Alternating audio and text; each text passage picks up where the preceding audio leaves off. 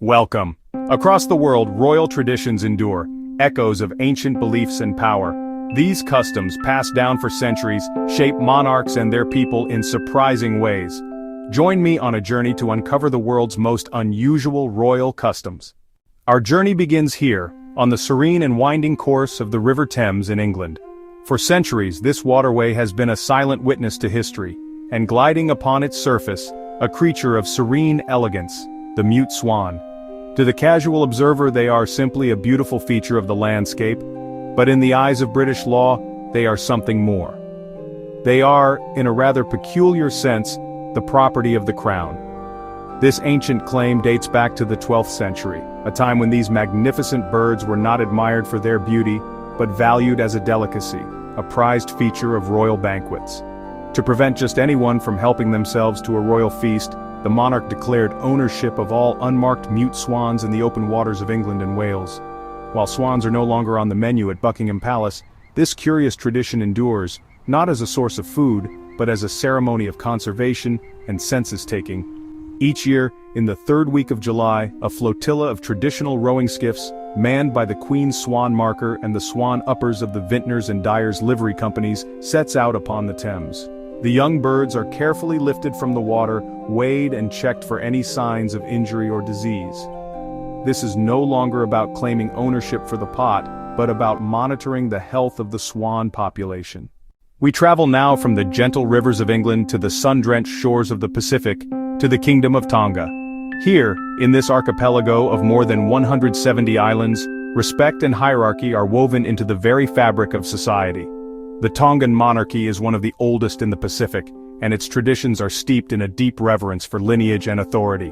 One of the most striking, and to outsiders perhaps shocking of these customs, is an ancient ceremony known as the fahu. It involves an act of profound submission that is almost unimaginable in the Western world. Historically, in the most formal displays of loyalty and respect, a chief or subject would approach the Tui Tonga, the king, and perform an act of ultimate deference. They would kiss or even suck the monarch's toes. This was not seen as demeaning but rather as the highest possible expression of honor. It was a physical acknowledgement of the king's sacred status, his mana, a spiritual life force and authority that set him apart from all other mortals. To touch the king's feet was to connect with the very source of this power, and to affirm one's own place within the intricate social order. We journey now to the land of the rising sun, Japan, home to the world's oldest continuous hereditary monarchy. The chrysanthemum throne is shrouded in millennia of tradition and Shinto belief, which holds that the emperor is a direct descendant of the sun goddess, Amaterasu. This divine lineage bestows upon the emperor a unique spiritual status, but it also binds him with rigid and deeply symbolic prohibitions. One of the most poignant of these is the law that forbids the emperor from attending funerals. This is not a matter of personal preference or scheduling conflicts, it is a fundamental spiritual doctrine. In Shintoism, death is considered a source of impurity, or kagari. The emperor, as the nation's chief priest and a figure of immense spiritual purity himself, must be shielded from this impurity at all costs. Consider the immense personal sacrifice this entails. The emperor is forbidden from being present at the final rites for even his closest family members, including his own parents. This tradition is not merely about absence, it is about maintaining a delicate cosmic balance. The emperor's presence is reserved for rites that affirm life, growth, and purity. High in the Himalayas, nestled between giants, lies the Kingdom of Bhutan, a nation that measures its success not in gross domestic product, but in gross national happiness. Here, Vajrayana Buddhism is not just a religion, it is the lifeblood of the nation, and its traditions are as sacred as the mountains themselves. The monarch, known as the Druk Gyalpo or Dragon King, is both a temporal ruler and a spiritual protector, and one of the kingdom's most esoteric rituals involves a garment of profound significance, the king's sacred underwear. This is not a matter of royal laundry, we are speaking of a specific consecrated garment known as a sunggo. This piece of clothing is believed to be imbued with spiritual power. It is not worn daily but is kept as a sacred relic within a monastery. The belief is that this garment absorbs and retains spiritual energy, shielding the monarch from harm, illness, and negative forces. The tradition dictates that this sacred underwear must be changed in a highly secretive and ritualized ceremony. This is not a task for the royal valet. It is performed by a select group of monks from a specific monastery, chosen for their spiritual purity and knowledge of the ancient rites. Our journey now takes us to the vibrant, sun-drenched kingdom of Thailand, a land of golden temples, bustling cities, and profound respect for its monarch. Here, the king's birthday is a national holiday, a time of great celebration and reverence. But one of the most remarkable traditions associated with Thai royalty is not a solemn ceremony, but a joyous nationwide explosion of water. We are talking about the festival of Songkran, the Thai New Year, which has become inextricably linked with celebrating the monarch's life. Songkran, which takes place in the blistering heat of April, is traditionally a time for purification. However, over time this gentle pouring has evolved into something far more exuberant, a colossal, kingdom-wide water fight. On the king's birthday, the nation erupts. Streets in cities like Bangkok and Chiang Mai transform into aquatic battlegrounds. People of all ages, from toddlers to grandparents, arm themselves with water pistols, buckets, and hoses. The water is not just for play, it carries the original symbolism of blessing and good fortune. To be soaked during Songkran is to be wished a happy and prosperous year. We travel now to southern Africa, to the landlocked nation of Eswatini, formerly known as Swaziland. This is one of the world's last remaining absolute monarchies, a kingdom where tradition is not just ceremonial, but is often codified into law. Here, the king, or Ngwenyama meaning lion, holds immense power and spiritual authority. And one of the most visible and indeed mandatory symbols of loyalty to him is a feature of male grooming, the mustache. In Eswatini, a law dating back to the reign of King Sobhuza II, who ruled for an extraordinary 82 years, dictates that the king's close advisors, known as the Likoko, must grow mustaches. This is not a fashion statement, it is a non-negotiable mark of their status and their unwavering allegiance to the throne. The mustache serves as a constant, visible pledge of loyalty, setting these men apart from the general populace, and identifying them as servants of the Ngwenyama. In a culture with a strong warrior history, visual markers of rank and allegiance are of paramount importance. The mustache functions as a kind of uniform, a badge of honor and responsibility worn directly on the face. From the hills of Africa, we fly north to the elegant and ancient monarchy of Denmark, one of the oldest in Europe. The Danish royal family projects an image of modern, down-to-earth royalty. But behind the palace doors, they maintain a tradition that is both deeply personal and, to an outsider, rather macabre. For generations, the Danish royals have meticulously collected and preserved the baby teeth of their children. This is not a case of the tooth fairy leaving a coin under the pillow. These deciduous teeth are not discarded or forgotten. Instead, they are saved as precious family heirlooms, passed down through the generations.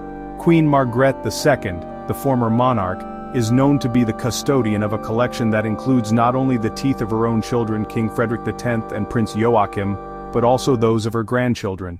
These tiny relics are stored in ornate boxes and containers, creating a unique and very intimate royal archive. The origins of this peculiar custom are somewhat shrouded in mystery, but it appears to be a private family tradition that has gained a life of its own. It speaks to a deep sense of continuity and a desire to hold on to the fleeting moments of childhood. We now journey to West Africa, to the Ashanti people of Ghana. Here we encounter a tradition centered not on a person, but on an object of supreme sacredness, the golden stool, or Sika Dwa Kofi. This is no ordinary throne. It is believed to be the absolute soul of the Ashanti nation. According to legend, it was conjured from the heavens by the great priest Okomfo Anokie and landed in the lap of the first Ashanti king Osei Tutu in the late 17th century. It does not simply represent the king's power, it is the source of it. The golden stool is considered more important than the king himself. It is so sacred that no one, under any circumstances, is ever allowed to sit on it. Not even the Asantehene, the king of the Ashanti people.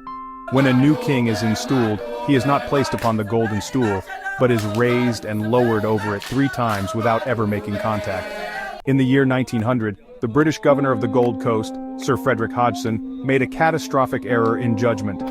Demanding to be seated on the golden stool as a representative of the Queen of England, he displayed a profound ignorance of its significance. This act of sacrilege was so offensive that it sparked a war, the War of the Golden Stool. Our trips now bring us to Spain, a country in Europe.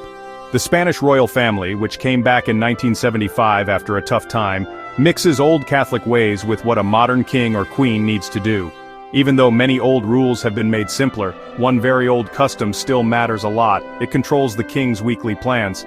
The King of Spain cannot work on a Sunday. This isn't just about wanting a day off. It's a custom that comes from Spain's long Catholic history, and the Bible's rule to keep Sunday special. For hundreds of years, Sunday has been seen as God's day, a day for resting, praying, and family time, not for work or government stuff. For the king, who is called His Most Catholic Majesty, this custom is extra important. This means that no matter how urgent something is, the king is supposed to not do any official work on a Sunday. No government papers are signed, no official meetings happen, and no public appearances are made unless they are just for church or personal reasons. In a world where news is always on and everyone is always connected, this promise to have a full day of rest is really unusual. It puts a religious duty above the government's needs. In this royal custom, we see a cool mix of faith, history, and duty. The King's No-Work Sunday is more than just a day off. It's a piece of living history, a special break that connects the modern Spanish royal family to its very religious past. For our final destination, we ascend into the dramatic mountainous terrain of southern Africa to the Kingdom of Lesotho. This nation, entirely surrounded by South Africa, is often called the Kingdom in the Sky. Its people, the Basotho, have a rich culture deeply connected to this unique landscape. Here, the ultimate symbol of royal authority is not made of gold or jewels, but of something far more natural and in this context, far more potent, the feathers of an ostrich. In Lesotho, a traditional Basotho hat, the mokorotlo, a conical woven hat, is a common sight and a symbol of national identity. However, only one man in the entire kingdom is permitted by tradition to adorn his mokorotlo with the plumes of an ostrich. That man is the king. This exclusive right transforms the feathers from a mere decoration into a powerful emblem of sovereignty, a visual declaration of his unique and supreme status as Morena e Moholo, the great chief. The ostrich, a large and powerful bird, is respected for its strength and endurance. Its feathers have long been associated with chieftaincy and power across many parts of Africa. In Lesotho, this association is codified into a strict royal prerogative. And so, our global expedition into the peculiar world of royal traditions comes to a close. From the queen's swans to the king's feathers, we have seen how monarchy in its many forms is sustained not just by law and lineage, but by a rich and often bizarre tapestry of ceremony and belief. These customs are the threads that connect the present to a distant past, reminding us that the world is filled with countless ways of understanding power, spirituality, and community. They are living history, performed on a global stage, and they offer a fascinating window into the human soul. Thank you so much for joining me on this journey today. I hope it has been as enlightening for you as it has been for me. If you enjoyed this exploration of cultural curiosities, please do consider liking this video and subscribing to the channel for more adventures into the fascinating corners of our world.